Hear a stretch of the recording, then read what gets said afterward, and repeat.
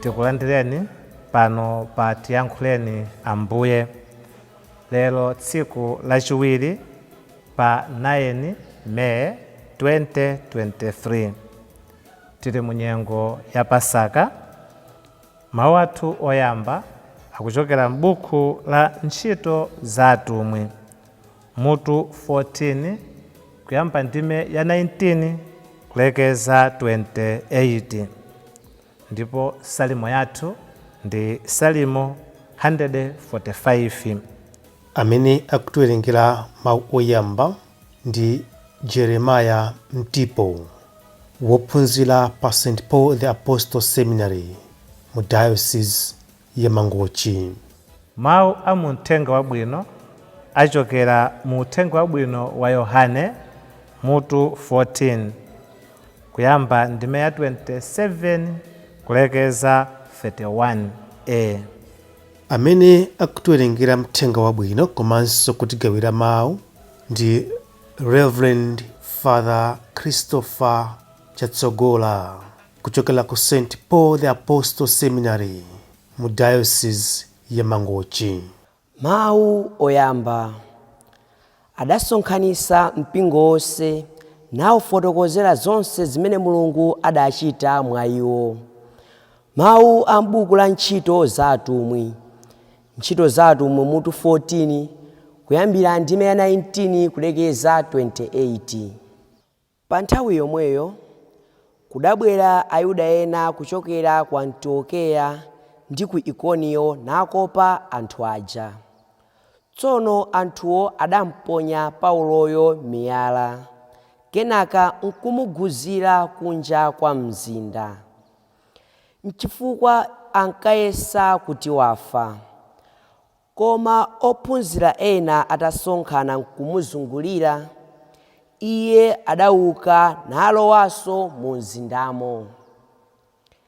Mmawa mwake iye ndi Barnabasi adapita ku Derbe. Paulo ndi Barnabasi atalalika Uthenga Wabwino ku Derbe kuja ndi kukopa okhulupirira ambiri, adabwerera ku Listala. Ku Ikoniyo ndi ku Listala m'dera la Pisidia adawalimbitsa mtima ophunzira aja, nawawuzitsa kuti asataye chikhulupiriro chawo. Adawawuza kuti tilowe mu ufumu wa Mulungu tiyenera kupirira masautso ambiri. Pa mpingo uliwonse adakhazika akulu a mpingo, ndipo pakupemphera ndi kusala zakudya adawapereka kwa Ambuye amene anali atakhulupirira tsopano. Pambuyo pake adapyola Pisidia nakafika ku Pamufriya, ndipo atalalika mawu a Mulungu ku Perga adapita ku Ataliya. Kumeneko adalowa mchombo kupita ku Antiokeya kuja, kumene adaperekedwa kwa Mulungu kuti awadalitse pa ntchito imene tsopano anali atayitsiriza. Pamene adafika kumeneko adasonkhanitsa mpingo wonse nawufotokozera zonse zimene Mulungu adachita mwa iwo, ndiponso mmene iye adatsekulira anthu a mitundu ina njira kuti akhulupirire. Tsono adakhala komweko ndi ophunzira aja nthawi yayitali. Mawu a Ambuye. Tithokoze Mulungu. Ambuye akhale nanu. Mawu a mthenga oyera monga adalembera Yohane woyera. Ulemu kwa inu Ambuye. Yohane mutu 14 kuyamba ndime ya 27 kulekeza 31. Ndikukusirani mtendere, ndikukupatsani mtendere wanga. Sindikukupatsani mtenderewo monga mmene dziko lino lapansi limapatsira ayi. Mtima wanu usavutike kapena kudankhawa. Mwandimva ndikukuwuzani kuti ndikupita, koma ndidzabweranso kwa inu. Mukadandikonda bwenzi mutakondwera kuti ndikupita kwa Atate, chifukwa Atate ngoposa ine. Ndakuwuziranitu zimenezi tsopano zisanachitike, kuti zikadzachitika mudzakhulupirire. Sindilankhula nanunso zambiri tsopano ayi, pakuti Satana mfumu ya anthu ochimwa a dziko lapansi ali kudza. Iyeyo alibe mphamvu pa ine. Koma anthu onse ayenera kudziwa kuti ndimakonda Atate, n'chifukwa chake ndikuchita monga Atate adandilamulira. Tiyeni tizipita. Mthenga wa Ambuye. Ulemu kwa inu Ambuye Yesu Khristu. Abale ndi alongo okondedwa mwa Ambuye, tidakali munyengo ya Pasaka, nyengo imene ikutikumbutsa ndi kutilimbikitsa za kupambana kwa Ambuye, imfa, kuti adafa koma adauka kwa akufa. Nyengo imenenso ikupanga chiyembekezo cha mpingo kuti ifenso tidzafa ndithu, koma limodzi ndi Yesu tidzauka ndi kugawana ulemerero wa Mulungu. Mawu athu oyamba alero amene tawerenga kuchokera m'buku la Ntchito za Atumwi akutithandiza tonsefe kuzindikira kufunika kolalika uthenga wabwino. Paulo ndi Barnabasi muja tamvera adali kuyenda madera osiyanasiyana akulalika uthenga wabwino. Adali kupita ku Listra, adali kupita ku Derbe, Antiokeya wa ku Pisidia, madera osiyanasiyana namalalika uthenga wabwino. Koma chimene ndimati tidzifunse tonse ngati Akhristu ndicho chimodzi: timapata nthawi yochita za Mulungu m'moyo wathu. Paulo oyera ndi Barnabasi oyera, apostoli awa, Mulungu adawapatsa nthawi. Koma pa nthawi imene Mulungu adawapatsa kuti akhoza kutanganidwa kumachita ntchito zawo, akhoza kutanganidwa kumacheza ndi anzawo, akhoza kutanganidwa kumaluka matenti poti adali ndi ukatswiri kapena ukadaulo umenewo, Paulo oyera akupatula nthawi yolalika uthenga wabwino. Mulungu watipatsa nthawi tsiku lalero 24 hours. Atipatsanso nthawi ya chaka chathunthu 365 and a quarter days, chaka chimene cha 2023.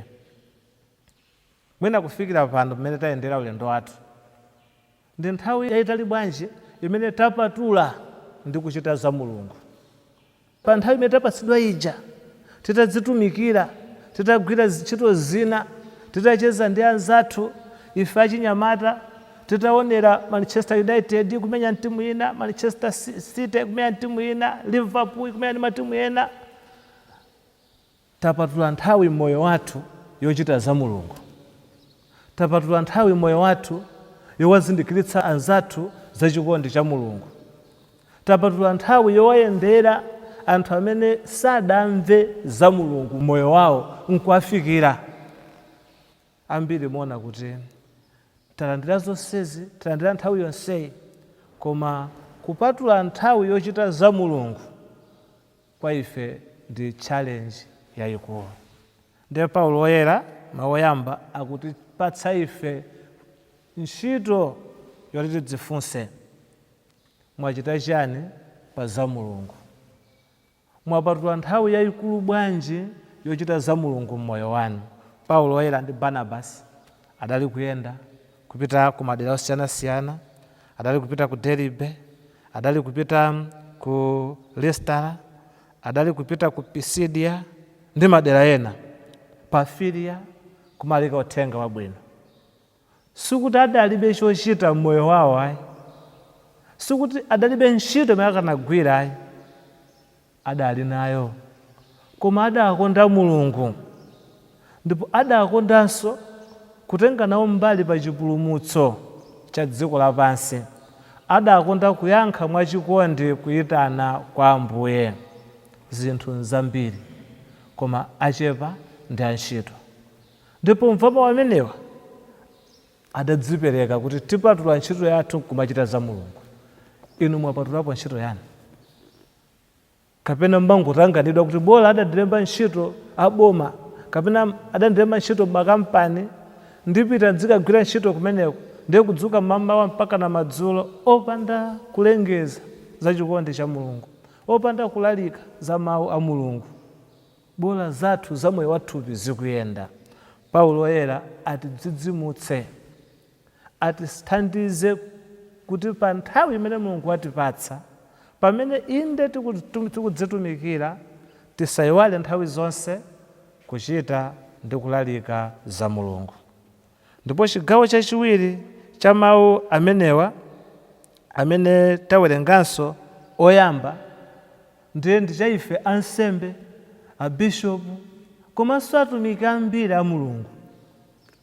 Takhazikitsa matchalichi mu dayosezi mwathu, takhazikitsa matchalichi mapalichi mwathu, takhazikitsa malimana mu dera lathu ambiri. Timabwerera ndikumakaona kuti akuchita zotani malimana amenewa, akuchita zotani ma outstation amenewa, akuchita zotani mapalishi amenewa amene ali mu dayosezi mwathu. Kapena timangoti bola tinakadzala mpingo kumeneko, Mulungu adziwaona. Paulo woyera chigawo chachiwiri cha mawu alero adali kubwerera madera amenewa amene adakhazikitsa kale mpingo, kuti adzikaona kodi akuchita monga adaphunzitsira, kodi anthu akubatizidwa, kodi anthu akulapa, anthu akulandira masakramenti. Adali kubwerera kumakaona zimenezi, samangoti basi bola ndidakhazikitsa. Ndipo mogwirizana ndi new evangelization ikuchita kutipempha ndithu kuti inde anthu amva uthenga wabwino, koma akusowa kuwalalikiranso. Ndiye kuwalalikiranso kuja kumene Paulo amabwereranso madera amenewa kumalimbikitsa, kumasankha anthu amaudindo mudzitumikira mpingo motere, kumalangiza. Pomalizira tichita zonse tikuona kuti ayi atsogoleri athu atitumikira bwino, akuti adawasanjika manja nawo adalitsa. Inu ndine poyamba ngati ansembe we are challenged, chifukwa nthawi zambiri timakhala ku nyumba zathu za ansembe kumadikira kuti akhristu abwere ndi mavuto awo. Bola kuli outstation kumeneko sitibambatulapo nthawi yobwerera nkukaona mpingo kuyenda bwanji. Paulo akutithandiza kuchita zimenezi. Ndipo pomalizira uthenga wathu wabwino umene tawerenga ukutipemphanso nthawi zonse kuchita zinthu mopanda mantha. Mulungu ali nafe. Mulungu sanalenge zolengedwa zake nkungozisiya, amakhala ndi zolengedwa zake nthawi zonse. Yesu sadangokwera kupita kumwamba nkuyiwala mpingo, amakhala pakati pa mpingo, namawulondoloza, namawuphunzitsa, ndipo namawuteteza nthawi zonse. N'chifukwa chake akutipatsa ife mtendere, ndikukupatsani mtendere. Musamade nkhawa, musamataya mtima, musamakayika, ndili nanu nthawi zonse. Ndipo ngakhale pamene akutichenjezabe inde kuti musayembekezere mtendere wake ukhala ngati wa dziko lapansi. Mtendere amapereka dziko lapansi umakhala wa kanthawi kochepa, koma mtendere umene amapereka Mulungu umakhala wa nthawi yayitali. Ndafuna kutipatsa mtendere weniweni, mtendere wa nthawi yayitali. Mulungu atithandize kuti nthawi zonse tipeze nthawi yolalika za Mulungu, tipeze nthawi yogwira ntchito za Mulungu, tipeze nthawi yowazindikiritsa ena za chikondi cha Mulungu ndi chipulumutso. Atithandizenso makamaka ngati ntchito yathu ya tsiku la lero. Mulungu atithandize atumiki a Mulungu kumabwerera kumene Mulungu atituma, kumipingo imene Mulungu atituma, kumakawalimbikitsa ndi kuona ngati mpingo ukuyenda monga mmene Mulungu akufunira. Amen. Sangalalani, wino mafuko